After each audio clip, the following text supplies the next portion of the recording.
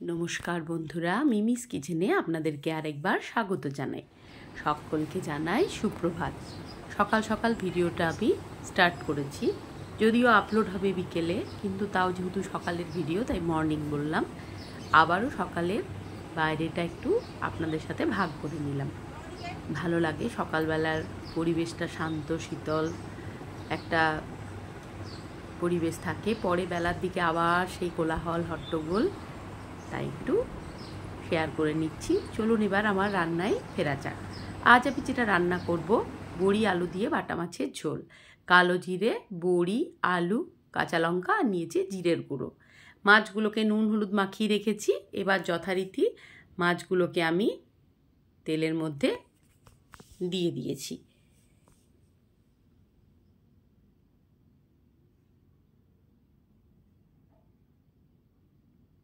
এরপর এক পিঠ হয়ে গেলে আর এক পিঠ আমি উল্টে দেব।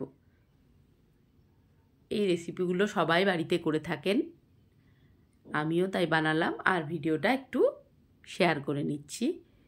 নতুনত্ব কিছু এটা নয়, এটা সবার চেনাই একটা রেসিপি। বা বাটা মাছের পাতলা ঝোল বড়ি আলু দিয়ে। মাছগুলোকে ভালো করে একটু ভেজে নেব, উল্টে পাল্টে ভেজে নিচ্ছি। ভাজা হয়ে গেলে মাছগুলোকে আমি এক এক করে তুলে নেব।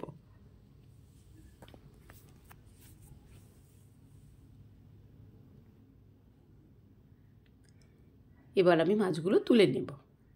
এবার ওই তেলের মধ্যে আমি দিয়ে দিলাম বড়িগুলো। বড়িগুলো ভেজে নেব, ভেজে তুলে নেব।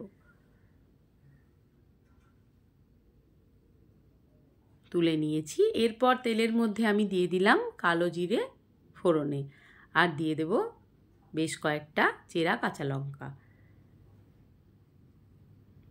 ফোড়নটা যখন সুন্দর গন্ধ ছড়াবে তখন আমি পাতলা পাতলা করে কেটে রাখা আলুগুলো ওর মধ্যে দিয়ে দিলাম। এরপর আলুটাকে ভালো করে তেলের মধ্যে আমি নাড়াচাড়া করে নিচ্ছি।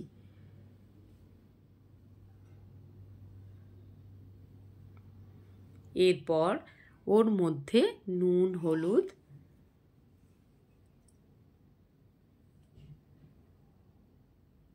অল্প পরিমাণে মিষ্টি দিয়ে আমি ভালো করে নাড়াচাড়া করছি মশলার সাথে।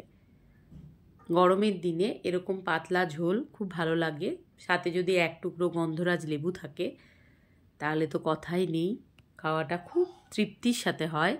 এরপর দিয়ে দিলাম জিরের গুঁড়ো। জিরের গুঁড়োটাকে আমি একটু জল দিয়ে ভিজিয়ে রেখেছিলাম, সেটাই ঢেলে দিলাম। এরপর ভালো করে যতক্ষণ না পর্যন্ত মশলার কাঁচা গন্ধ যাচ্ছে ভালো করে একটু কষিয়ে নিলাম। এরপর পরিমাণ মতন জল দিয়েছি। এরপর একটা ঢাকা দিয়ে আমি চাপা দেবো যাতে আলুটা তাড়াতাড়ি সেদ্ধ হয়ে যায়। ঢাকা খুলে এরপর আমি ভেজে রাখা মাছগুলো ওর মধ্যে দিয়ে দেব, আর বড়িগুলোও তার সাথে দিয়ে দেব।